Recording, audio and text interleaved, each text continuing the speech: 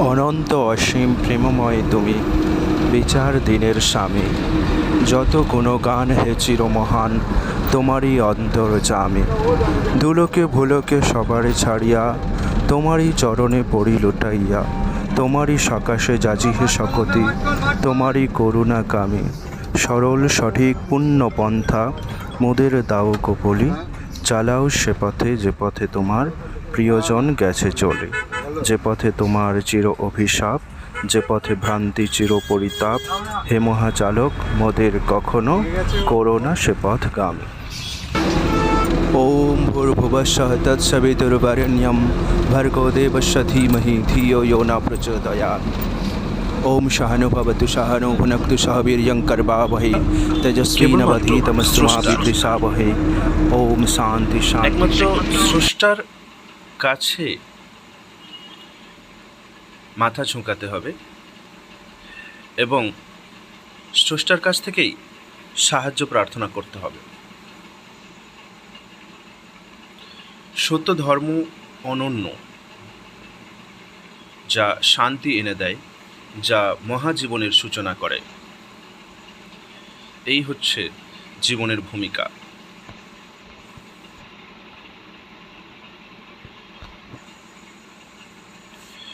মহাগ্রন্থের উদ্দেশ্যই হল মানুষকে পথ নির্দেশনা দান করা। স্রষ্টাই আত্মসমর্পণকারী, ন্যায়ের প্রতি বিশ্বাস স্থাপনকারী কারা? যা দেখতে পাওয়া যায় না তার উপর বিশ্বাস স্থাপনকারী, তার উপর ভরসা স্থাপনকারী কারা? তাদের বৈশিষ্ট্য কী? মহাগ্রন্থ সেই বৈশিষ্ট্যগুলো বর্ণনা করে। আর যাদের অন্তরে কাপড় ঢাকা, যারা সত্য দেখতে পায় না, তাদের বৈশিষ্ট্যগুলো কি কি? তারা প্রকৃত স্রষ্টার থেকে কিভাবে দূরে সরে যায়, কিভাবে অকৃতজ্ঞ হয় এবং নিজেদের জন্য পতন ত্বরান্বিত করে। যারা সত্যকে দেখতে পায় কিন্তু ভরসা করে তা গ্রহণ করে না। আপনার সামনে সত্য গ্রহণকারী বলে নিজেদের দাবি করায়, কিন্তু যখনই আপনি সামনে থেকে সরে যান, আপনার পিছনে সত্যের বিরুদ্ধেই কথা বলে। তাদের কি কি বৈশিষ্ট্য তা এই গ্রন্থ ব্যাখ্যা করে। সেই মুখে এক, মনে বিপরীত, এই মানুষদের অন্তরগুলো হচ্ছে ঢাকা দেওয়া অন্তর। সত্যের আবাস সেখানে নেই।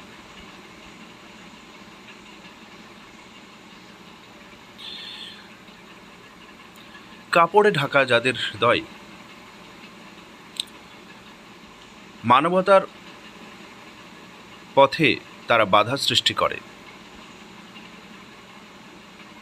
তারা প্রমাণকে অস্বীকার করে, অথচ ন্যায়ে সমর্পিত মানুষদের ধর্মই হল সত্য প্রমাণের মাধ্যমে প্রতিষ্ঠিত করা।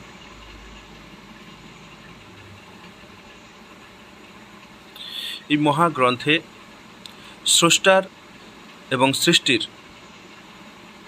প্রমাণ এখানে রয়েছে এবং ন্যায়ের প্রতি যারা সমর্পিত নয় তাদের কঠিন শাস্তির কথা বর্ণনা করা হয়েছে।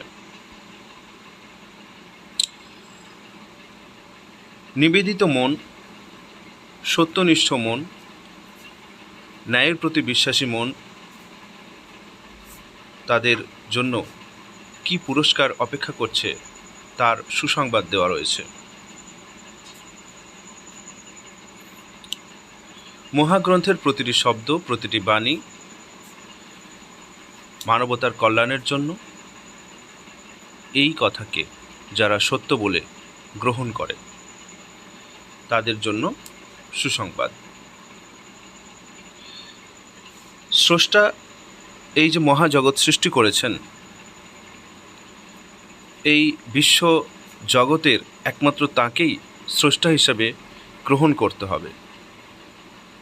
তার কৃতিত্বে অন্যকে ভাগ দেওয়া যাবে না, তার কৃতিত্বের শরিক অন্যকে করা যাবে না, তাকে ছোট করা যাবে না, তার প্রতি একনিষ্ঠ থাকতে হবে। তার সৃষ্টির জন্য অন্যকে প্রশংসা করা যাবে না। মানবজাতি কিভাবে সৃষ্ট হয়েছিল তার কাহিনী এই মহাগ্রন্থে লিখিত রয়েছে। এবং সৃষ্টি মহান শিল্পীর কাজ, কোনো মানুষের কাজ নয়।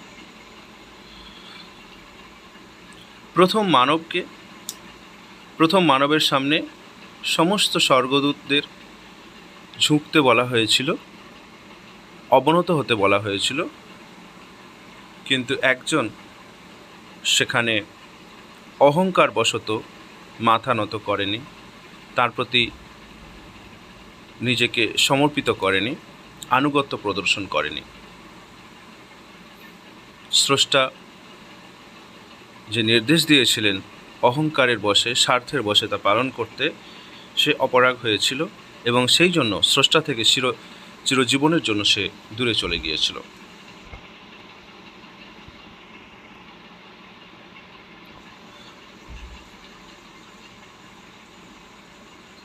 ঠিক একই রকম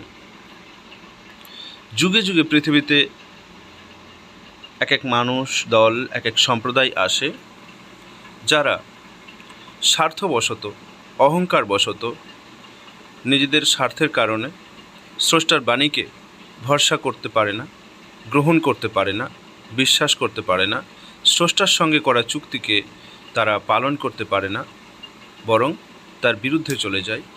স্রষ্টাকে তাদের বন্ধুর বদলে শত্রুতে পরিণত করে এবং স্রষ্টার শাস্তি তাদের জীবনে অবশ্যম্ভাবী করে তোলে।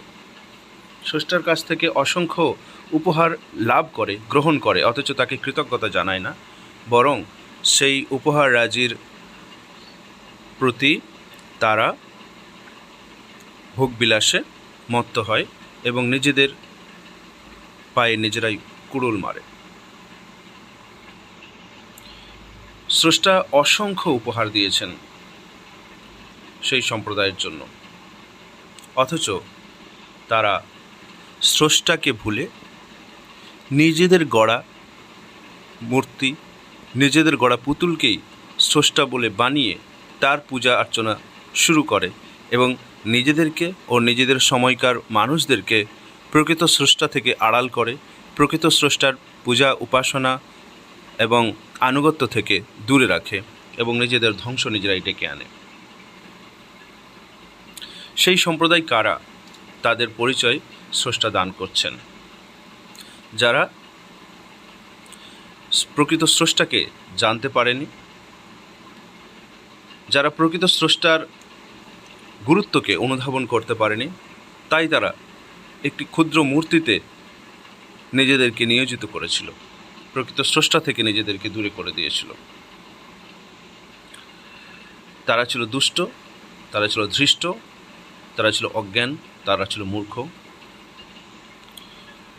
প্রকৃত সত্য থেকে তারা মুখ ফিরিয়ে নিয়েছিল, অথচ তারা আসলে যেটা করেছিল সেটা কোনো বুদ্ধিমানের কাজ নয়, বরং বোকামির কাজ করেছিল।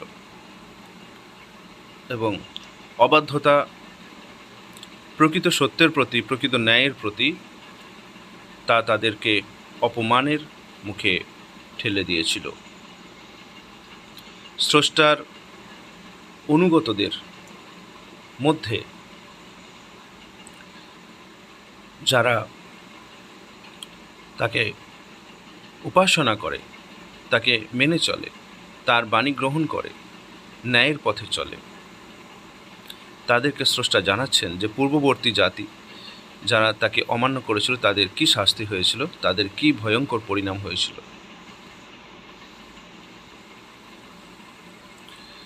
তাদেরকে খাদ্য দেওয়া হয়েছিল, তাদেরকে জমি দেওয়া হয়েছিল, তাদেরকে জীবন উপকরণ দান করা হয়েছিল, অথচ তার জন্য তার প্রতি নিজেদের আনুগত্য প্রদর্শন না করে নিজেদের গড়া একটা মূর্তির প্রতি সেই আনুগত্য প্রদর্শন করেছিল, ফলে স্রষ্টার রোষের মুখে তারা পড়েছিল।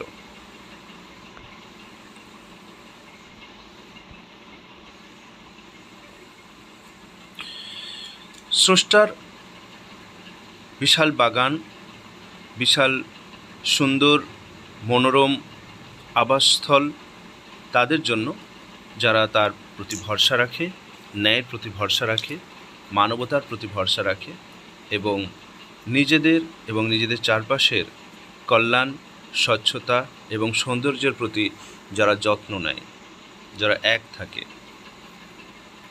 তারা তার প্রস্তুত করা নন্দনকাননে প্রবেশ করবে, যেখানে অসংখ্য ফুল, ফল, গাছপালা, নদী, ঝর্ণা রয়েছে। স্রষ্টা তাদেরকে আশীর্বাদ করবেন, তাদের জন্য মনের দুয়ার খুলে দেবেন, তাদের জন্য আহ্বান করেছেন যারা ন্যায়কে সর্বপ্রথম অগ্রাধিকার দেয়। আর যারা সর্বশক্তিমান স্রষ্টার বাণী থেকে মুখ ফিরিয়ে নেয়, তার সৃষ্টির থেকে মুখ ফিরিয়ে নেয়, তার নিদর্শন থেকে নিজেদের দূরে রাখে, তার উপকরণ, তার উপহার সব গ্রহণ করে অথচ তার প্রতি কৃতজ্ঞ হয় না, তারা শাস্তির মুখোমুখি হবে। একটি জাতি ছিল যারা নিজেরা অন্যায় কাজ করেছিল, খুনোখুনি করেছিল, তার প্রকৃত অপরাধীকে তারা আড়াল করেছিল। স্রষ্টা সেই অপরাধীকে বের করার জন্য তাদেরকে সময় দিয়েছিলেন, অথচ তারা সেই সময়ের অপব্যবহার করেছিল। তারা প্রকৃত অপরাধীকে ধারাবাহিকভাবে আড়াল করে গেলেন, কিন্তু প্রতিপালক তাদের থেকেও বেশি বুদ্ধিমান এবং তাদের মনের ক্রূরতা, তাদের মনের হিংসা, তাদের মনের চতুরতাকে প্রকাশ করে দিলেন এবং তাদের প্রকৃত অপরাধীকে সামনে এনে দিলেন। অর্থাৎ স্রষ্টার সঙ্গে চালাকি, চতুরতা করে কোনো জাতি টিকে থাকতে পারেনি এবং সত্যকে আড়াল করে বেশি দিন রাখা যায় না। প্রকৃত সত্য সামনে আসবেই। স্রষ্টার যে ধর্ম তা হলো মানবতার ধর্ম, মানুষকে কল্যাণের পথে ডাকার ধর্ম, পৃথিবীকে সুন্দর করে সাজিয়ে রাখার ধর্ম, নিজেদের চরিত্রকে স্বচ্ছ এবং সুন্দর সুশোভন করে তোলার ধর্ম। এই সুশোভন মানবিক ধর্মকে, মানবতাকে, স্রষ্টার প্রতি আত্মনিবেদনকে যারা পিছনে ছেড়ে আসে, যারা অমান্য করে আসে, তাদের এই পাপ তাদেরকে গ্রাস করবেই। সর্বশক্তিমান স্রষ্টার থেকে, মানবতার ধর্ম থেকে, কল্যাণকামিতা থেকে যারা মুখ ফিরিয়ে নেয়, তাদের হৃদয় কঠোর থেকে কঠোরতর হয়ে ওঠে এবং তাদের চরিত্র আর নম্রতাকে গ্রহণ করে না। মিথ্যা, ছলনা এবং ধোঁকাদান, এইগুলো যে জাতির বৈশিষ্ট্য, তাদেরকে স্রষ্টার মারে আপতিত হতেই হবে। তারা নিজেদের স্বার্থ কুক্ষিগত করার জন্য প্রকৃত সত্যকে জনগণের থেকে আড়াল করে, তারা মিথ্যাকে প্রমোশন করে, মিথ্যাকে মানুষের কাছে ছড়িয়ে দেয়। তারা মহাগ্রন্থের মধ্যে, তার বাণীর মধ্যে, তার ব্যাখ্যার মধ্যে বিকৃতি সৃষ্টি করে, নিজেদের অর্থহীন কথা যা প্রকৃত সত্যকে আড়াল করার জন্য তারা তৈরি করেছে, সেইগুলো দিয়ে সেগুলোকে ঈশ্বরের গ্রন্থ বলে, স্রষ্টার গ্রন্থ বলে মানুষের কাছে পরিচালনা করে। কিন্তু তাদের বিকৃতি স্রষ্টা সবার সামনে প্রকাশ করে দেন এবং মিথ্যা মানুষকে পাপের দিকে টেনে নিয়ে যায়। সেই পাপ থেকে স্রষ্টা সব সময় তার অনুগতদের সাবধান করে দিচ্ছেন। কল্যাণের দিকে, সেবার দিকে, সৌন্দর্যের দিকে তিনি আহ্বান করছেন, অথচ তারা সেই সুন্দর সুন্দর বাণীগুলোকে নিজেদের কপটতার দ্বারা, নিজেদের স্বেচ্ছাচারের দ্বারা নিজেদের স্বার্থপরতার দ্বারা ঢেকে দিয়ে বিকৃত, বিসদৃশ্য এবং সত্য থেকে বিচ্যুত করে তুলছে। সর্বশক্তিমান এবং সবচেয়ে বেশি দয়ালু স্রষ্টা এবং মহান শিল্পী তিনি যা কিছু দিয়েছেন, দেওয়ার পর তিনি মানুষের সঙ্গে চুক্তি করেছেন যে তার এই বাণীগুলি মানুষেরা গ্রহণ করলে, তার এই পথে মানুষেরা চললে তাদেরকে অনন্ত পুরস্কার তিনি দান করবেন।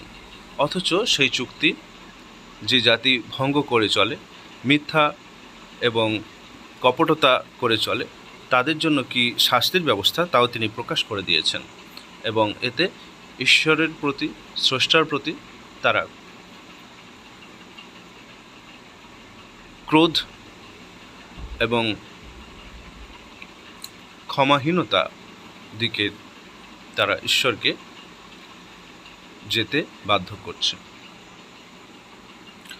তারা গোপনে প্রতারণা করে, স্পষ্ট লঙ্ঘন করে, তারা গ্রন্থের বিকৃতি করে, মহান সত্যকে নিজেদের পথ থেকে সরিয়ে রাখে, কিন্তু এগুলোর কুফল সম্পর্কে তারা স্পষ্ট জানে না। তাৎক্ষণিক সুফলের জন্য তারা এই বিকৃতি ঘটায়, কিন্তু পরবর্তীতে এর জন্য তারা ভয়ঙ্কর শাস্তির মুখে নিজেদের ফেলে দিচ্ছে তা তারা জানে না। সেই জাতি অহংকার করত এবং স্রষ্টার দূত, স্রষ্টার প্রতিনিধিকে তারা অপমান করত, উপহাস করত। স্রষ্টার পক্ষ থেকে যে মহাগ্রন্থ এসেছে তা তারা গ্রহণ করত না নিজেদের অহংকারের কারণে। তারা মহাপুরুষদের হত্যা করেছে, তারা তাদের সত্যবাণীকে মিথ্যা বাণী বলে জনগণের সামনে প্রতিপন্ন করার সমস্ত রকমের চেষ্টা করেছে।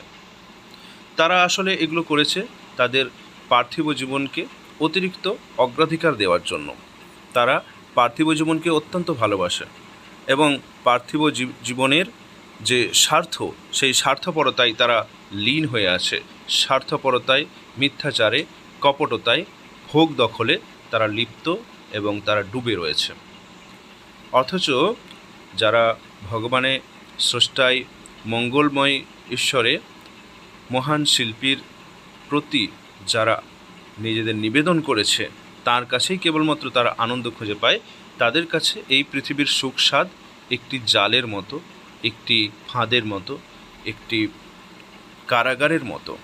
তাদের স্বর্গ তো যেখানে স্রষ্টা তাদেরকে ডেকেছেন সেইটি। স্বর্গদূতরা এবং মহাপুরুষেরা স্রষ্টার যে বাণী মানুষের কাছে নিয়ে আসে তার প্রতিও এই মানুষগুলো বিরক্ত এবং তাদেরকেও শত্রু বানিয়ে নিয়েছে। সত্যের প্রতি এদের ভয়ঙ্কর বিরোধিতা রয়েছে। তারা নিজের বন্ধুর প্রতিও শত্রুতা পোষণ করে যদি সেই বন্ধু ন্যায়ের পথ গ্রহণ করে, ভগবানের বার্তা গ্রহণ করে। এই জাতি যারা স্রষ্টার সাথে তাদের করা চুক্তিকে পূর্ণ না করে এবং তার প্রতি যে ওয়াদা, তার প্রতি যে প্রতিশ্রুতি দিয়েছিল সে প্রতিশ্রুতি থেকে পিছু হটে যায়, তাহলে তারা বিপথগামী হয়ে গেছে এবং সেই বিপথ তাদেরকে অন্ধকারে নিমজ্জিত করবে। এবং মহাপ্রশংসিত মহাপ্রতিনিধি স্রষ্টার বাণী মানুষের কাছে নিয়ে এসেছেন এবং প্রকৃত সত্য মানুষের কাছে উদ্ভাসিত করে তুলেছেন।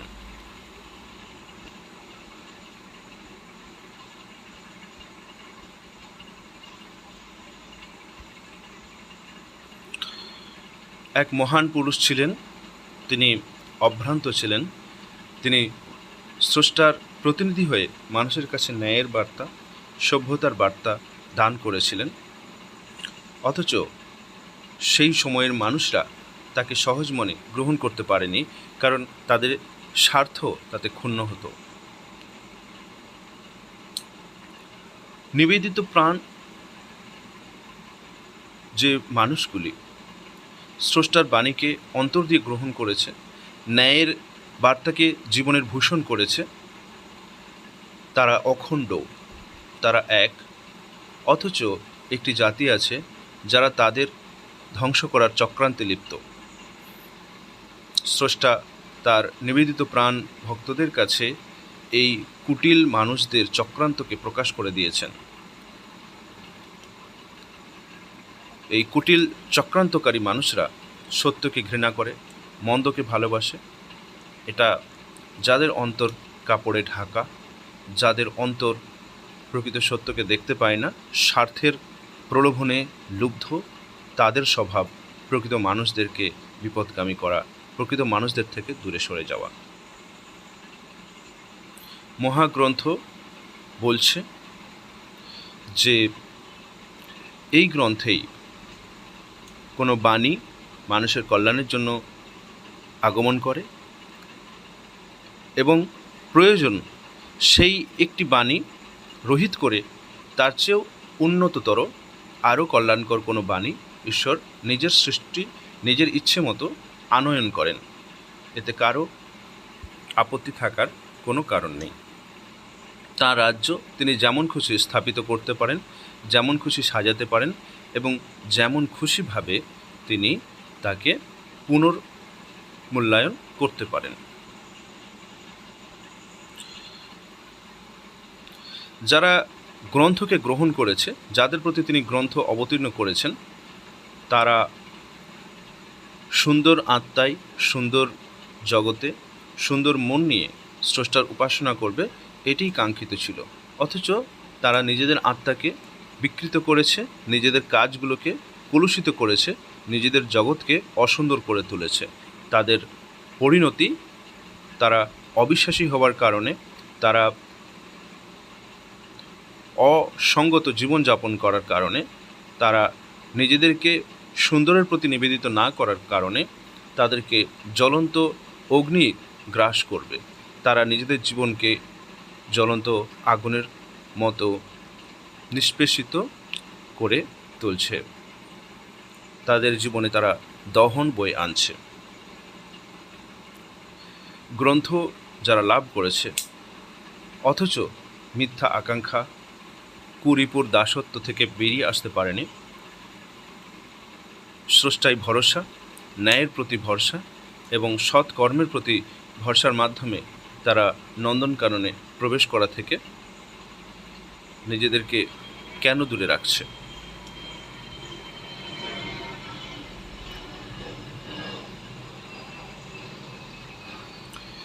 সেই মন্দ জাতি যারা অহংকার করেছিল এবং স্রষ্টার দূত এর প্রতি অবিশ্বাস পোষণ করেছিল, তারা কারা? তারা মহাবাণী সম্পর্কে সচেতন নয়।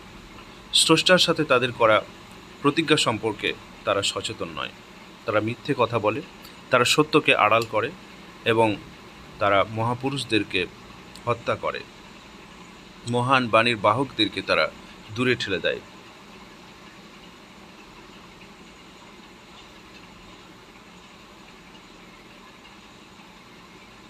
অথচ তারা নিজেদের দাবির পক্ষে, তারা যে মিথ্যে বার্তা মানুষের কাছে ছড়িয়ে দিচ্ছে, সেই মিথ্যে বার্তাকে প্রমাণ করার চেষ্টা করে না।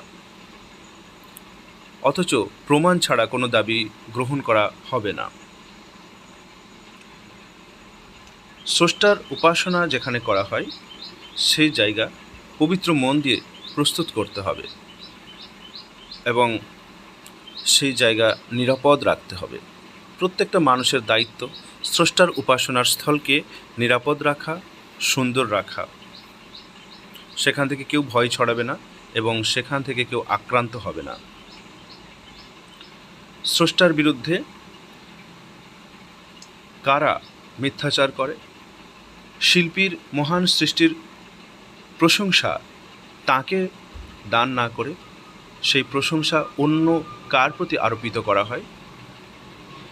যাদের অন্তর ঢাকা পড়ে আছে, যারা প্রকৃত সত্যকে দেখতে পায় না, তারা প্রকৃত সত্য থেকে, প্রকৃত স্রষ্টা থেকে, প্রকৃত শিল্পী থেকে কোথায় মুখ ফিরিয়ে নেয়? যাদের প্রতি গ্রন্থ অবতীর্ণ হয়েছিল অথচ যারা সেই গ্রন্থকে মেনে চলেনি, তাদের অনুসরণ করা যাবে না। তাদের থেকে সতর্ক থাকতে হবে। এবং যে জাতির প্রতি স্রষ্টা অসীম অনুগ্রহ করেছিলেন, যাদের সঙ্গে তিনি প্রতিশ্রুতি দান করেছিলেন যে তারা যদি সঠিক পথে চলে এবং ন্যায়পূর্ণ জীবনযাপন করে, তাদেরকে অসীম আনন্দের জীবন দান করা হবে, অথচ তারা গ্রন্থকেই বিকৃতি করে পার্থিব সম্পদকে কুক্ষিগত করে রাখে, তাদেরকে তিনি হিসেব নিকেশের জন্য আহ্বান করছেন এবং বিচার দিবসে তাদেরকে সামনে দাঁড় করানো হবে, এই সতর্কবার্তা জারি করছেন। মনীষীদের পিতা তার অবস্থান, তিনি কিভাবে জীবনযাপন করেছেন, তার সন্তানদের কিভাবে তিনি মানুষ করেছেন, তার জাতিকে তিনি কিভাবে সুপথ প্রদর্শন করেছেন, সেগুলো তিনি মহান স্রষ্টা মানুষের কাছে বর্ণনা করে দিয়েছেন। স্রষ্টার উপাসনার পবিত্র গৃহ, পৃথিবীটি স্রষ্টার উপাসনার গৃহ। এটিকে নির্মাণ করা, পরিচ্ছন্ন রাখা এবং এতে মানুষের আহ্বান করা, এটি মহাপুরুষদের দায়িত্ব। পৃথিবীর সকল মানুষের জন্য স্রষ্টার প্রতি, ন্যায়ের প্রতি, কল্যাণের প্রতি অনুগত থাকা উচিত। পবিত্র গৃহ, যেখানে স্রষ্টার মহাশিল্পীর নাম গান হবে, নির্মাণ করা উচিত এবং সেখানে তার কাছে প্রার্থনা করা উচিত। মহামনীষীর যে ধর্ম, যা শান্তির ধর্ম, যা আত্মনিবেদনের ধর্ম, তা অনুসরণ করার উপর জোর দেওয়া উচিত। তার থেকে যারা বিচ্যুত হয়, স্রষ্টা তাদেরকে তিরস্কার করেছেন।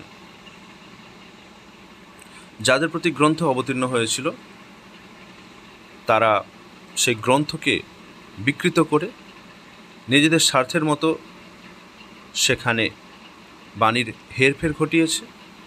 তাদের দাবির প্রমাণ প্রকাশ করতে পারেনি, তাদের দাবির অকার্যকরতা স্রষ্টা সকলের সামনে প্রকাশ করে দিয়েছেন এবং তার প্রেরিত মহাপুরুষকে দিয়ে তিনি তার বাণীর যথার্থতা প্রমাণ করেছেন।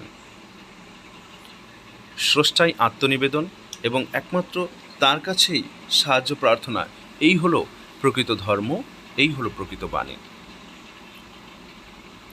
যারা স্রষ্টার থেকে মুখ ফিরিয়ে নিয়েছে, তাদের প্রতি সাড়া দেওয়া যাবে না, তাহলে সত্য থেকে মানুষ বিপথে চলে যাবে। সত্য হলো স্রষ্টার আনুগত্য করা, তার বাণীর উপাসনা করা, তার পথে চলা, তার পথে মানুষকে এগিয়ে নিয়ে আসা এবং তার বার্তাবাহক মহাপুরুষদেরকে যথাযোগ্য সম্মান প্রদর্শন করা।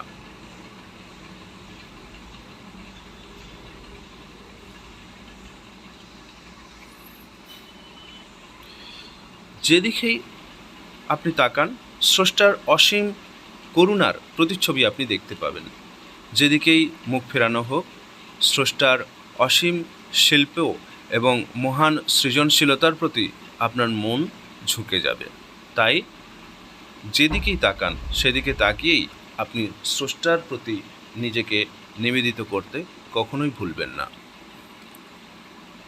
স্রষ্টার অসীম করুণার প্রতিচ্ছবি, অসীম নিদর্শন দেখেও যাদের হৃদয় বিগলিত হয় না, তারা নিজেদের জীবন নিয়ে, এই জগৎ নিয়ে, স্রষ্টা নিয়ে নিজেদের মধ্যে বোকামির আনয়ন করছে।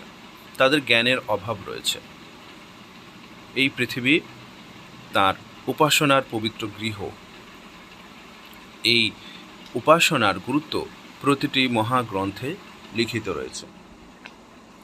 যাদের কাছে মহাগ্রন্থর অংশমাত্রও রয়েছে, তারা সত্যকে কিভাবে গোপন করে, কিভাবে তার মহাপুরুষ তার প্রতিনিধিদের বাণীর অবাধ্যতা করে, তাদের ক্ষুদ্র স্বার্থকে কিভাবে তারা এই বৃহত্তর সত্যের বিরুদ্ধে দাঁড় করায়। মহাপ্রশংসিত মহাপুরুষ, স্রষ্টায় নিবেদিত প্রাণদের প্রিয় জন, স্রষ্টার পক্ষ থেকে যে আশীর্বাদ এসেছে,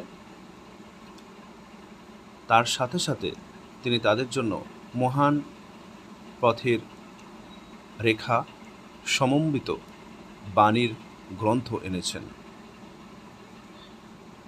স্রষ্টায় এবং ন্যায় এবং মানবতায় বিশ্বাসীদের জন্য, মানবতায় নিবেদিত প্রাণ মানুষের জন্য, মানবতাকে এবং বিশ্বাসকে এবং সুপথকে কার্যকরী করে তোলার জন্য যারা এগিয়ে চলেছে তাদের জন্য স্রষ্টা সুসংবাদ দান করেছেন। স্রষ্টার প্রতি বিশ্বাসে, ধৈর্য ধারণে, ভরসায় স্রষ্টা সাহায্য করবেন এবং স্রষ্টা যে সুপথগামীদের জন্য যে ভাগ্য নির্ধারণ করে রেখেছেন তার প্রতি গভীর একত্ব, গভীর বিশ্বাস পোষণ করে তার অনুগত মানুষেরা। সেই অনুগত মানুষরা স্রষ্টাকে, একমাত্র স্রষ্টাকেই মনে প্রাণে সমর্পণ করার জন্য, মনে প্রাণে উপাসনা করার জন্য, তার বাণী নিজেদের মধ্যে ছড়িয়ে দেওয়ার জন্য, তার উপাসনায় নিজেদের লীন করার জন্য জমায়েত হয়, সমবেত হয়। সেই সমবেত হওয়াটাও হলো পুণ্যের কাজ, সুকর্ম এবং সুশোভন কাজ। এবং সেই সমবেত হওয়ার নিয়ম কানুন তিনি তার গ্রন্থে ব্যাখ্যা করেছেন। মনের একাগ্রতার সঙ্গে তার নামগান তিনি গ্রহণ করেন, মনের কুটিলতার সঙ্গে তার নাম করা হলে তা তিনি প্রত্যাখ্যান করেন। যারা তার দেওয়া সত্যকে গ্রহণ করে না, তার দেওয়া উপহারকে প্রশংসিত চিত্তে গ্রহণ করে না, তার সঙ্গে করা প্রতিশ্রুতি যারা কৃতজ্ঞ চিত্তে পালন করে না, তাদের উপর তিনি অভিশাপ দিয়েছেন এবং তাদের জীবন অগ্নিময়, তাদের জীবন কষ্টময় হয়ে উঠবে, এই প্রতিশ্রুতি দান করা হয়েছে। সর্বশক্তিমান স্রষ্টার প্রতি ভালোবাসা এবং তার নীতি, তার সৃষ্ট মানবদের প্রতি ভালোবাসা, এটি মহাজগতের সৃষ্টির তার উদ্দেশ্য। যারা প্রকৃত স্রষ্টার প্রশংসা না করে সেই সৃষ্টিতে নিজেদের তৈরি করা পুতুলের অগ্রাধিকার আছে, হস্তক্ষেপ রয়েছে বলে দাবি করে, তারা আসলে প্রকৃত সত্য থেকে মুখ ফিরিয়ে নেয় এবং মানুষকে দূরে রাখে। তাদের জন্য রয়েছে কঠিনতর শাস্তি, তাদের মিথ্যার পরিণাম হবে খারাপ এবং খুবই জঘন্য। সকল সৃষ্টির উপর সর্বশক্তিমান ঈশ্বরের আশীর্বাদ রয়েছে, আর মিথ্যাবাদীরা হলো শত্রুতা এবং ঘৃণায় নিজেরাই পড়ছে এবং অন্যদেরকেও পড়াচ্ছে।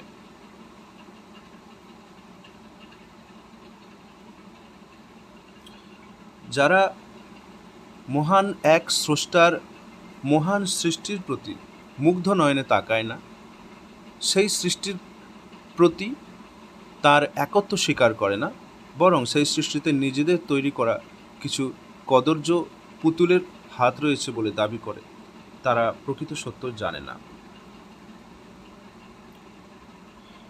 তারা যে খাবার খায়, তারা যে পোশাক পরে, তারা যে পথে চলে, তারা যে কথাগুলো বলে, তার মধ্যে যেগুলো মিথ্যা এবং ভুল, যেগুলো বিপদগামী করে, সেগুলো থেকে ঈশ্বর তাদেরকে সতর্ক করেছেন, অথচ তারা তা গ্রহণ করে না। তারা সত্যকে গোপন করে, তারা অহংকার করে, তারা মনে করে এই মহান সৃষ্টিতে তাদের হাত রয়েছে বা তাদের পুতুলের হাত রয়েছে। তারা এই জগতের প্রকৃত মালিককে খুঁজে পায় না, আর খুঁজে পেলেও তার দিকে কৃতজ্ঞতার সঙ্গে তাকায় না। তারা ভয়ঙ্কর শাস্তির দিকে এগিয়ে চলেছে।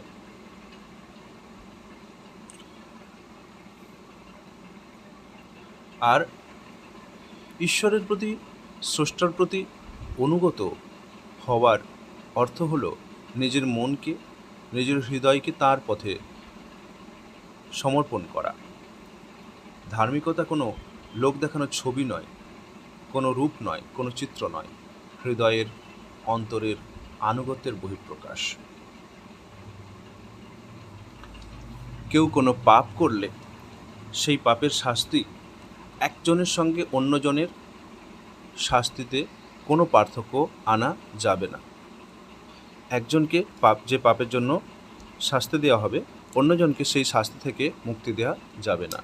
শাস্তি পাওয়ার ক্ষেত্রে একে অপরের সঙ্গে সমান হবে। আর এইভাবেই মানবজাতিকে পাপ থেকে রক্ষা করা মানুষের দায়িত্ব, এবং এটি স্রষ্টার আইন।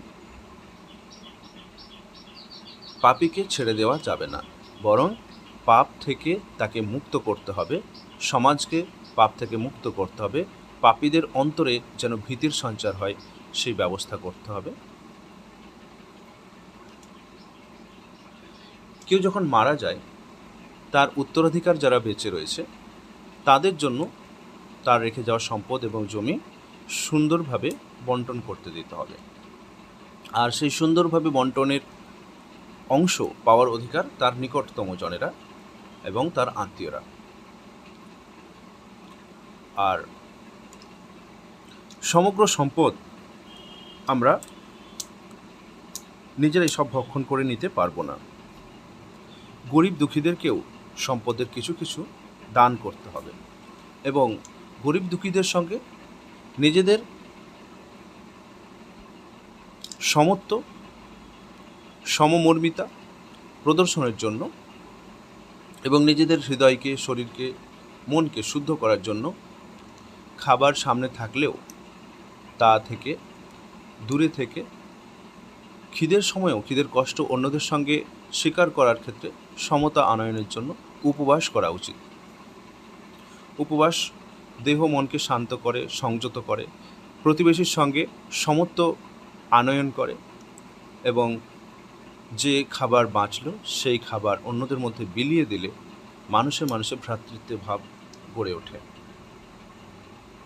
কিভাবে এই উপবাস আমরা পালন করব, স্রষ্টা তার সুনির্দিষ্ট নীতিমালা প্রদান করেছেন। উপবাস হলো স্রষ্টার আইন, এবং যে জাতি এই আইন পালন করে চলে স্রষ্টা তার প্রতি করুণা প্রদর্শন করেন, এবং তিনি হলেন আইনের চূড়ান্ত ভিত্তি।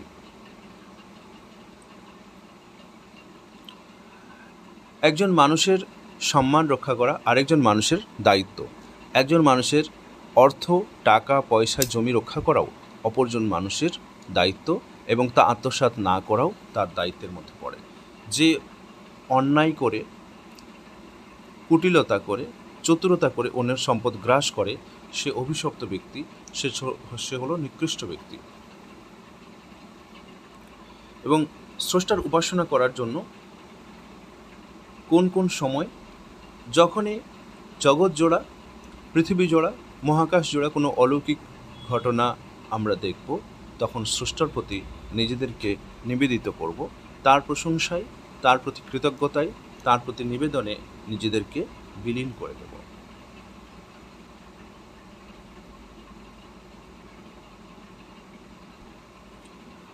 আর ন্যায়ের পথে থাকতে গেলে, সত্যের পথে থাকতে গেলে, বিশ্বাসের পথে থাকতে গেলে, মানুষের মাঝে কল্যাণ ছড়িয়ে দিতে গেলে, মানুষের মধ্যে সততা, ন্যায় এবং সংযম এর বিস্তার ঘটাতে গেলে, যারা রুষ্ট হয়, যারা মানুষকে প্রকৃত ধর্ম থেকে দূরে রাখে, প্রকৃত সত্য থেকে দূরে রাখে, প্রকৃত মানবতা থেকে দূরে রাখে, প্রকৃত গ্রন্থকে বিকৃত করে মানুষের কাছে পরিচালনা করে, মানুষের সম্পদ যারা লুণ্ঠন করে, তাদের বিরুদ্ধে মানুষকে দাঁড়াতে হবে। নিজের আত্মা যখন স্রষ্টা থেকে দূরে রাখে, তখন সে আত্মার বিরুদ্ধে যুদ্ধ করতে হবে। নিজের মন, দেহ যখন স্রষ্টার পথে যেতে বাধা দেয়, তার বিরুদ্ধে যুদ্ধ করতে হবে। নিজের পাড়া, প্রতিবেশী, সমাজ, দেশের মানুষ যখন প্রকৃত কল্যাণের পথে বাধা হয়ে দাঁড়ায়, প্রকৃত ন্যায়ের থেকে রুখে দেয়, তখন তাদের বিরুদ্ধেও যুদ্ধ করতে হবে। যুদ্ধ যা খুশিভাবে সম্পন্ন করা যাবে না, তার নির্দিষ্ট আইন আছে, নির্দিষ্ট রুল আছে, নির্দিষ্ট আইনের মাধ্যমে এগোতে হবে। সত্য ধর্মের জন্য, সত্য প্রকাশের জন্য, ন্যায় এবং মানবতার রক্ষার জন্য প্রয়োজনে কঠিন হতে হবে, প্রয়োজনে যুদ্ধ করতে হবে। পারস্পরিক আচরণ সঠিক করে তুলতে হবে। দয়া, মমতা, ক্ষমা এগুলো চরিত্রের ভূষণ করে তুলতে হবে, এবং কখনোই সীমা অতিক্রম করা চলবে না। দান, জীবনদান, অর্থদান, সম্পদ দান, জমি দান, সময় দান স্রষ্টার পথে মানুষকে ডেকে আনার জন্য, স্রষ্টার বাণী মানুষের কাছে ছড়িয়ে দেওয়ার জন্য, স্রষ্টার ছন্দ, স্রষ্টার সুর, স্রষ্টার ছবি মানুষের কাছে, স্রষ্টার সৃষ্টির ছবি, স্রষ্টার কুশলতার ছবি মানুষের কাছে ছড়িয়ে দেওয়ার জন্য নিজের জীবন, মন, জীবন, মান, সম্পদ সমস্ত কিছু ত্যাগ করা, দান করা এবং বিলীন করে দেওয়ার জন্য বারবার তাগিদ দেওয়া হয়েছে। প্রয়োজনে প্রাণ বিসর্জন করেও স্রষ্টার বাণীকে মানুষের কাছ থেকে দূরে যেতে দেওয়া যাবে না। স্রষ্টার কল্যাণকে মানুষের কাছে দিয়ে যেতে হলে মানুষের কাছ পর্যন্ত স্রষ্টার বাণীকে পৌঁছে দেওয়ার জন্য যদি প্রাণও বিসর্জন দিতে হয়, তাও খুশি মুখে, খুশি মনে করা উচিত। এগুলোই স্বর্গের মূল্য। অর্থাৎ এই মহান কাজে নিয়োজিত থেকে যদি প্রাণও চলে যায়, স্রষ্টা সেই প্রাণকে ব্যর্থ হতে দেবেন না। তিনি তাকে নন্দনকাননের সুন্দর বাতাস, সুন্দর ছায়া দান করবেন। স্রষ্টার বাণীকে একে অপরের মধ্যে ছড়িয়ে দেওয়ার জন্য বিশ্ব মেলা, বিশ্ব সমাবেশ এ একত্রিত হতে বলা হয়েছে। কিভাবে তার বাণীকে মানুষের কাছে ছড়িয়ে দেওয়ার জন্য একত্রিত হতে হয়, তার বার্তা তিনি তার গ্রন্থে দান করেছেন। বারবার স্রষ্টাকে স্মরণ করতে হবে এবং একে অপরের সঙ্গে সাক্ষাৎ করতে হবে এবং দূরে দূরে তার বার্তাকে ছড়িয়ে দিতে হবে। জাতিকে এইভাবে ন্যায়ের পথে ধারাবাহিকভাবে সংযুক্ত রাখতে হবে। মানুষের হৃদয় ভগবান দেখেন, স্রষ্টা দেখেন, তাদের মুখ, তাদের ছবি, তাদের পোশাক তিনি দেখেন না। অর্থাৎ স্রষ্টার প্রতি নিবেদিত মন না নিয়েই যদি ধার্মিকদের মতো পোশাক পরা হয়, ধার্মিকদের মতো কথা বলা হয়, অথচ অন্তরে তার ধার্মিকতা না থাকে, সততার প্রতি ভক্তি শ্রদ্ধা না থাকে, স্রষ্টা তাকে চিনে নেন এবং তাকে গ্রহণ করেন না। স্রষ্টার প্রতি আনুগত্য করার জন্য, স্রষ্টার প্রতি নিবেদিত প্রাণ হবার জন্য তিনি মানুষকে, বিশ্ববাসীকে আহ্বান করেছেন এবং তার ন্যায়ের প্রতি, সত্যের প্রতি, ক্ষমার প্রতি, ভালোবাসার প্রতি, মানবতার প্রতি যে মানুষ বিরুদ্ধচরণ করে, অবাধ্যতা করে, তার বিরুদ্ধে মানুষকে তিনি সতর্ক করেছেন এবং সেই জাতির কথা বারবার স্মরণ করিয়ে দিয়েছেন যারা তার সঙ্গে করা প্রতিশ্রুতিকে ভঙ্গ করেছে, ছিন্ন করেছে নিজেদের ক্ষুদ্র স্বার্থের জন্য। এবং তাদের জন্য যে শিক্ষা তিনি দান করেছেন তারা তা পালন করেননি। তাদেরকে যদি বারবার ন্যায়ের পথে ডাকা হয়, তবুও তারা তা শ্রবণ করেন না। তাদের প্রতি মহান শিক্ষা বারবার অকার্যকর সাব্যস্ত হয়েছে। তাই তাদের জন্য নানা রকম কঠিন পথ এবং শাস্তির পথ খোলা রয়েছে। মানব জাতির কাছে মহাপুরুষ পাঠানো হয়েছে। তারা মানবের প্রয়োজনীয়তা এবং ক্ষতির মুখেও তারা নিজেদেরকে ফেলেও মানুষের কল্যাণ মানুষের কাছে পৌঁছে দেওয়ার জন্য, মানুষের জন্য সুপথের বার্তা তাদের পৌঁছে দেওয়ার জন্য চিরজীবন পরিশ্রম করে গেছেন। তাদের ধৈর্য অনুসরণযোগ্য, তাদের ধৈর্য আদর্শ হয়ে দাঁড়িয়েছে জগৎবাসীর কাছে। এবং তার বার্তার মধ্যে, তার ন্যায়ের মধ্যে এটিও রয়েছে যে যে শিশুগুলি অনাথ হয়ে যায়, সেই শিশুদের প্রতি তার সমাজ ন্যায় করবে, তাদের সম্পদ তাদেরকে লুকিয়ে নিয়ে নেবে না, তাদের ভরণ পোষণ মানব জাতির দায়িত্ব।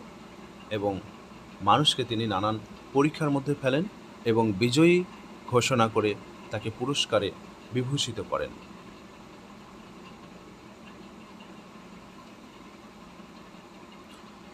যখন মানুষদের অসহায়তার কাছে একদল মানুষ সুবিধা নিতে যুদ্ধ করে, তাদের সম্পদ কেড়ে নেওয়ার জন্য, তাদের মান মর্যাদা, তাদের সমস্ত কিছু কেড়ে নেওয়ার জন্য যারা দল বেঁধে এগিয়ে আসে, তাদেরকে প্রতিহত করে তোলার জন্য, তাদেরকে হারিয়ে দেওয়ার জন্য যুদ্ধ করা বৈধ ঘোষণা করা হয়েছে।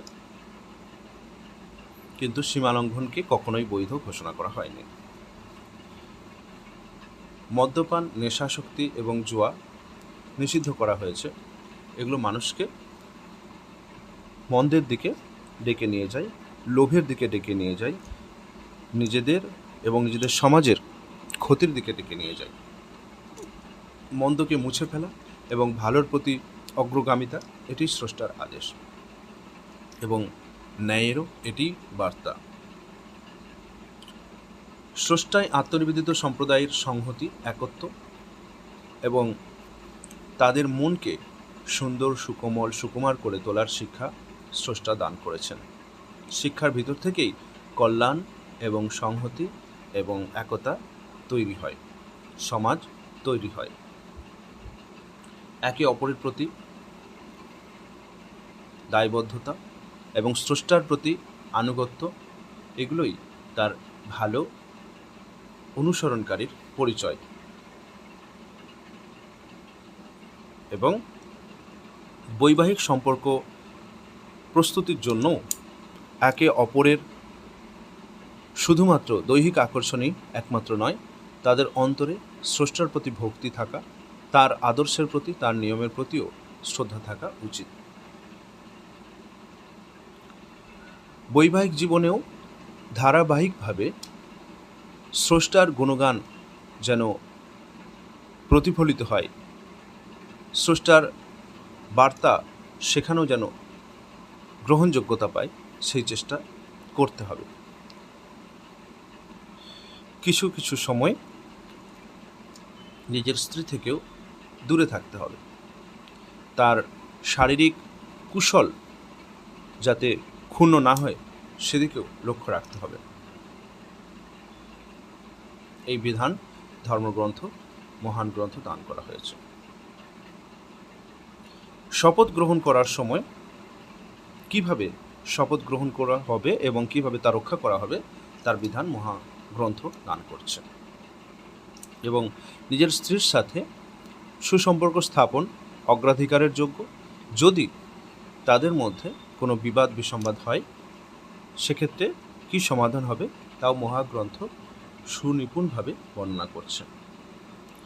যদি কোনো ক্রমেই একে অপরের সঙ্গে একে অপরকে মিলিত রাখা এবং একে অপরকে অনুগত রাখা সম্ভব না হয়, তখন বিচ্ছেদ ঘটিয়ে নতুন জীবন উভয়কে গ্রহণ করতে উৎসাহিত, নতুন জীবন গ্রহণ করে জীবনের কদর্যতা থেকে বেরিয়ে আসার সুযোগ দেওয়া রয়েছে।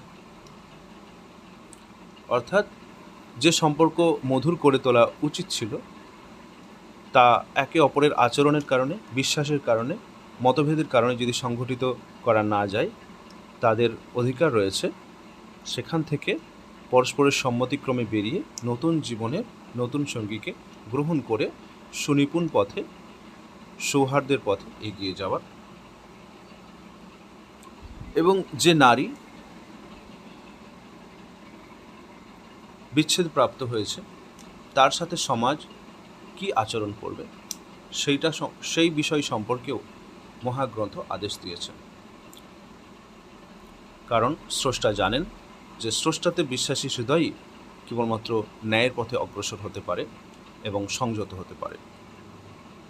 আর স্রষ্টার প্রতি অনুগত মানুষই গোপনে এবং প্রকাশ্যে সুপথ গ্রহণ করে এবং সুপথে চলতে থাকে। আর যে শিশুগুলি পৃথিবীতে এসে গেছে, তাদের ভরণ পোষণের দায়িত্ব সমাজের প্রতি স্রষ্টা অর্পণ করেছেন। যে শিশুদের মা নেই, তাদের স্তন্যপান এই সমাজের অন্য নারীরা তাদের প্রতি ভক্তি ভরে, ভালোবাসা ভরে, আদরের সঙ্গে করবে। এবং যে মাতা কোনো সন্তানকে স্তন্যপান করিয়েছেন, তার প্রাপ্য সম্পর্কেও স্রষ্টা মানুষকে অবহিত করেছেন, তাদেরকে সতর্ক করেছেন।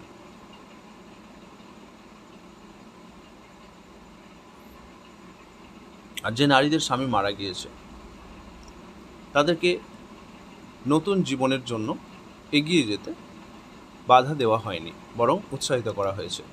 কিভাবে পরিবার রক্ষা করা যাবে, স্বামীর প্রতি বিশ্বস্ত থাকা যাবে এবং তার সম্পদের কতটুকু অংশ মালিক হওয়া যাবে, সেই সব মূল্যবান বিষয় এবং নারীর আর্থিক স্বাধীনতা, নারীর সম্মান কিভাবে প্রদান করা যাবে, সেই বিষয়েও স্রষ্টা আদেশ দান করেছেন। এবং কোনো নারীকে যদি কোনো পুরুষ কোনোভাবেই মিলনের সম্ভাবনা না থাকার কারণে বিচ্ছেদ প্রদান করে, তাকে তার প্রাপ্য সম্পদ দান করে তবে বিচ্ছেদ দিতে পারবে, এই বিষয়ে নির্দেশ দেওয়া হয়েছে। স্রষ্টার উপাসনা, স্রষ্টার নাম জপ কীভাবে করা যাবে সেই বিষয়েও দিক নির্দেশনা স্রষ্টার গ্রন্থে দেওয়া হয়েছে। এবং স্রষ্টার উপাসনা সমাবেতভাবে করতে হবে। জীবনের উপর তার প্রভাব কী, দেহ ও আত্মায় যে স্থিতিশীলতা আসে স্রষ্টার নাম গানে, তাও এখানে বর্ণনা করা হয়েছে।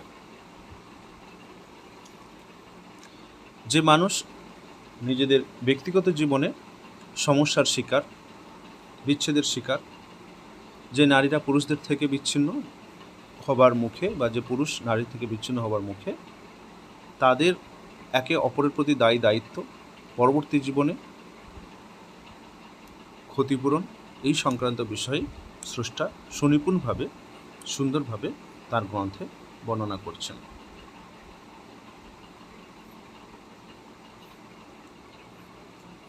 যুদ্ধ যুগ যুগ ধরে প্রতি জাতির জন্যই ছিল। ন্যায়ের পথে মানুষকে এগিয়ে যেতে হলে অন্যায়ের বিরুদ্ধে অস্ত্র ধারণ করতেই হয়েছে। আর সত্যের পথে, ন্যায়ের পথে মানুষকে প্রশিক্ষিত করার জন্য অর্থ ব্যয় করাও স্রষ্টার আদেশের মধ্যে পড়ে। আত্মসমর্পিত জাতির জন্য স্রষ্টা বাণী অবতীর্ণ করেছেন। সেখানে বলেছেন যে পূর্ববর্তী জাতির প্রতি তিনি যে অনুগ্রহ প্রদর্শন করেছিলেন তা তারা গ্রহণ না করার জন্য কিভাবে বিপদগামী হয়েছে এবং নিজেদের ধ্বংসের কারণ হয়ে দাঁড়িয়েছে। স্রষ্টা বলছেন যে একটি রাজার বিরুদ্ধে জনগণের বিদ্রোহ ঘটেছিল, সেই রাজার ভয়ানক সৈন্য সেনাপতি ছিল, অথচ প্রজাদের মধ্য থেকে একজন এগিয়ে এসে সেই রাজাকে, তার সেনাপতিকে হত্যা করতে সমর্থ হয়েছিল, কারণ তারা ছিল এক, তারা ছিল স্রষ্টায় নিবেদিত প্রাণ, তাদের মন ভক্তিতে, বিশ্বাসে, ভরসায় পরিপূর্ণ ছিল। এভাবেই যুগে যুগে তিনি প্রবল প্রতাপশালী অন্যায়কারীর বিরুদ্ধে ন্যায়নিষ্ঠ মানুষদের একত্রিত শক্তির জয় ঘোষণা করেছেন।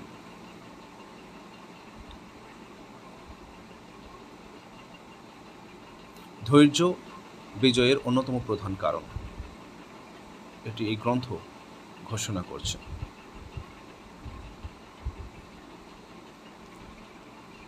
স্রষ্টার প্রতিনিধি ও বার্তাবাহকদের মাধ্যমে নির্দেশনা দান করা হয়েছে।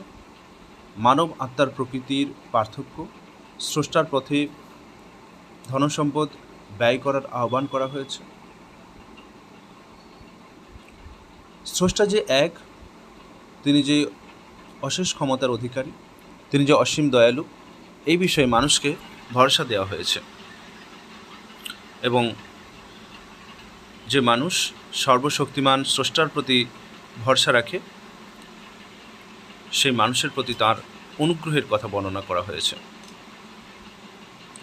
আত্মনিবেদনের ধর্মে, মানবতার ধর্মে, সত্য ও ন্যায়ের ধর্মে প্রবেশের ইচ্ছাশক্তি এবং চিন্তাভাবনার চর্চা করা হয়েছে।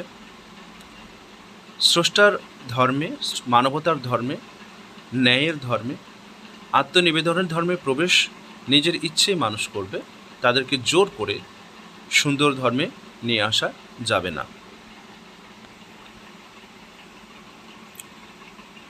স্রষ্টায় বিশ্বাসী এবং মহান কর্মে বিশ্বাসী মানুষদের দেখাশুনো স্রষ্টাই করেন, আর অবিশ্বাসীদের দেখাশুনো কী করে? যে তাদের বিপদগামী করে।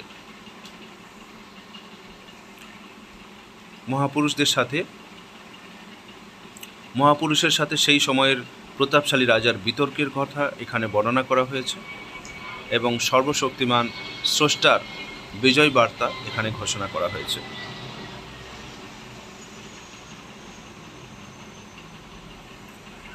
পূর্ববর্তী যুগে যে সমস্ত মানুষেরা স্রষ্টার বাণী মানুষের কাছে পৌঁছে দেওয়ার জন্য জীবন পণ করেছিল, তাদের গল্প মহাগ্রন্থে করা হয়েছে। স্রষ্টার প্রতি আনুগত্যের কোনো সীমা পরিসীমা নেই। নানান রকমভাবে, নানান কাজে, নানান আচরণে, নানান বিশ্বাসে, নানা কথায় তার প্রতি আত্মনিবেদন এর প্রমাণ মানুষ পেশ করতে পারে। আর স্রষ্টার প্রতি অবাধ্যতা এবং অবিশ্বাস হলো অন্ধকার গহ্বর, যা অতিরিক্ত পাপের পথে নিয়ে যায় এবং শাস্তির পথে নিয়ে যায়। মহাপুরুষ তিনি স্রষ্টার কাছে চেয়েছিলেন যে আপনার অলৌকিকত্ব আমাকে দেখান। স্রষ্টা বলেছিলেন, আপনি কি আমাকে বিশ্বাস করেন না? সেই মহাপুরুষ বলেছিলেন, আমি বিশ্বাস করি, কিন্তু আপনার অলৌকিক, আপনার মহান কাজ দেখে আমার অন্তর তৃপ্ত হয়। যারা স্রষ্টাকে বিশ্বাস করে, মনে প্রাণে চায়, তারা স্রষ্টার নিদর্শন দেখতে চায় সারাক্ষণ এবং স্রষ্টার প্রতি আরও বেশি করে নিজেদেরকে নিবেদিত করে তোলে। আর স্রষ্টার পথে তার দাসদের কল্যাণের জন্য, তার সৃষ্টের উন্নয়নের জন্য, তার জগৎকে সুশোভিত করে তোলার জন্য ব্যয় করতে হবে। সেই ব্যয়ের গুরুত্ব রয়েছে এবং স্রষ্টার পথে ব্যয়ের বিশাল প্রতিদান রয়েছে, যা তিনি বারবার ঘোষণা করেছেন। সেই ব্যয়ের, সেই অর্থ ব্যয়ের প্রতিদান অসীম, এতটাই অসীম যে তিনি ছাড়া আর কেউ জানে না। স্রষ্টার পথে ব্যয় করলে সমগ্র সমাজ উপকৃত হয়, ব্যক্তি ও তার সন্তানদেরও উপকার ঘটে। স্রষ্টার পথে ব্যয় করা বৈধ ও উত্তম না হলে গ্রহণযোগ্য নয়। অর্থাৎ বৈধভাবে অর্জন করা সম্পদ থেকে স্রষ্টার পথে ব্যয় করতে হবে, তবেই তার সুফল লাভ করা যাবে। এবং স্রষ্টার পথে ব্যয় করে নিজের নাম নিজে প্রকাশ করা যাবে না, ঘোষণা করা যাবে না, অহংকার করা যাবে না। দান হবে গোপনে এবং প্রকৃত কর্মে নিযুক্ত হতে হবে সেই দানকে। গোপনে দান প্রকাশ্য দান অপেক্ষা উত্তম। ঈশ্বরের কাছে, স্রষ্টার কাছে কিছুই গোপন থাকে না। পথ নির্দেশনা স্রষ্টার পক্ষ থেকেই আসে। অভাবীদেরকে খুঁজে বের করে তাদের অভাব দূর করার জন্য দান করা বুদ্ধিমানের কাজ। সত্য এবং দান আত্মা এবং দেহের শক্তি। আর সুদ, যা মানুষকে শোষণ করে অর্জন করা হয়, লোককে খাটিয়ে নিজে অকর্মণ্য থেকে তার পয়সায় নিজের জীবন চালনা করা, কখনোই প্রশংসিত নয়। লোককে তার বিপদের সময় সাহায্য করে, মানুষকে তার অসহায়তার সময় সামান্যতম সাহায্য করে পরবর্তীতে তার বিনিময়ে অসংখ্য অসংখ্য সাহায্য, অসংখ্য অসংখ্য টাকা তার কাছ থেকে জোর করে নিয়ে নেওয়াটাকে খুবই ঘৃণিত হিসেবে দেখানো হয়েছে। এটি মহাপাপ এবং এতে যারা লিপ্ত হয় তাদের আধ্যাত্মিক এবং মানসিক অসুস্থতার জন্য তারা শাস্তির মুখে পড়বে। সুদ, লোককে পয়সা দিয়ে অতিরিক্ত লাভ, অতিরিক্ত নিজে পরিশ্রম না করে অতিরিক্ত সম্পদ ফেরত নেওয়ার অর্থ হচ্ছে নিজেকে লোভী পরিণত করা, অন্যায়কারীতে পরিণত করা, যার পরিণতি ধ্বংস আর ধ্বংস। স্রষ্টায় নিবেদিত প্রাণদের সৎকর্ম করার জন্য তাদেরকে আদেশ দেওয়া হয়েছে এবং মন্দ কাজ থেকে, যদিও তা লাভজনক হয় তাৎক্ষণিক, সেখান থেকে দূরে থাকার জন্য সতর্ক করা হয়েছে, সাবধান করা হয়েছে। আর মহান ধর্ম কোনটি? যা মানুষের স্বার্থ এবং তাদের অধিকার রক্ষার জন্য প্রণীত হয়। মহান ধর্ম, মহান মানবতার লক্ষ্য স্রষ্টা লাভ। আর মানুষ জাতি বারবার তার স্রষ্টাকে ভুলে যায়। এই স্রষ্টাকে ভুলে যাওয়া, কোনো বিষয় ভুলে যাওয়া মানব প্রকৃতিরই একটি অংশ এবং মানুষের ক্ষতি করা স্রষ্টার আইনের অংশ নয়, বরং মানুষের অনৈতিকতা এবং বিচ্যুতি থেকে মানুষকে বাঁচানোই তার আইনের ভিত্তি। ন্যায়ের মধ্যেই স্রষ্টার বিচার নিহিত এবং স্রষ্টায় বিশ্বাস, স্রষ্টায় ভরসা, স্রষ্টায় আত্মনিবেদন হলো স্রষ্টাকে ভালোবাসার প্রমাণ এবং স্তম্ভ। তার করুণা এবং উদারতা থেকে তিনি আমাদের কাছে এমন কিছু দিয়েছেন যা আমাদের জীবনকে কল্যাণে পরিপূর্ণ করে তোলে এবং আমাদের সকলকে তার কাছেই ফিরে যেতে হবে।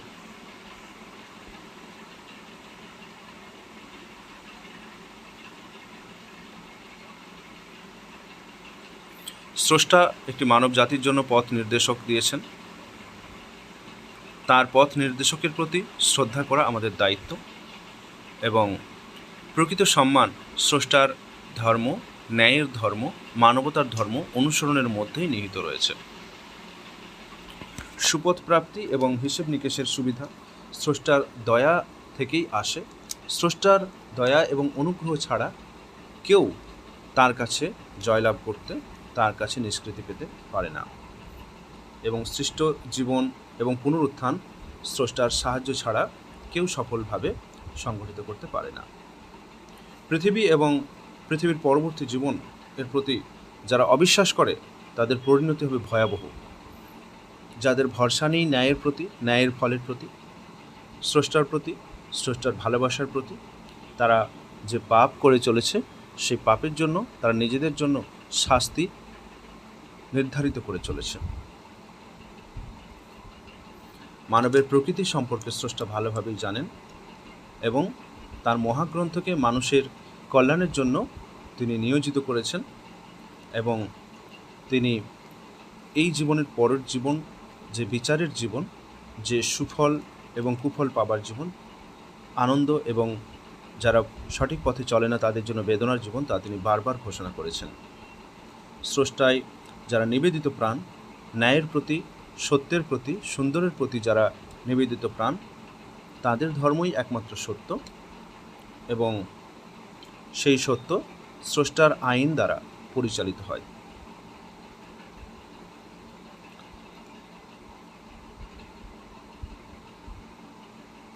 এবং যারা স্রষ্টার সঙ্গে শপথ এবং অঙ্গীকার করার পরেও তা ভঙ্গ করেছেন, তাদের পরিণতি এবং তারা ন্যায় এবং শান্তির ধর্ম থেকে মুখ ফিরিয়ে নেওয়ার জন্য তাদের জীবনে অন্যায় এবং অসত্য তাদেরকে গ্রাস করে, এই বিষয়ে মহাগ্রন্থে বলা হয়েছে।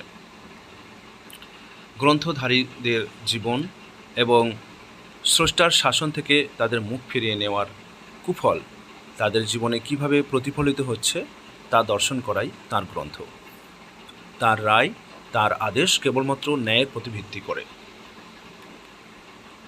সর্বশক্তিমান স্রষ্টা মহাবিশ্ব সৃষ্টির তিনি অসীম ক্ষমতায় ক্ষমতাবান। স্রষ্টা সব কিছু করতে সক্ষম এবং মানুষের জীবিকা, টাকা পয়সা, অর্থ সম্পদ, সোনা দানা সবই তার হাতে, তারই ক্ষমতার অধীন। তিনি এগুলোর মালিক। মানুষকে কেবলমাত্র এগুলো রক্ষণাবেক্ষণ করার জন্য সাময়িক অধিকার দেওয়া হয়েছে।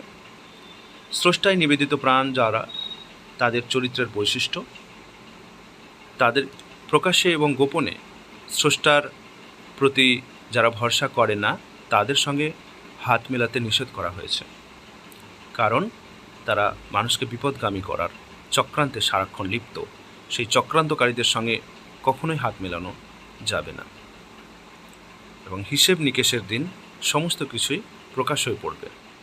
মানুষ যে কাজ এবং কথা আলোচনা করছে তাতে তারা বিচারের মুখোমুখি হবে।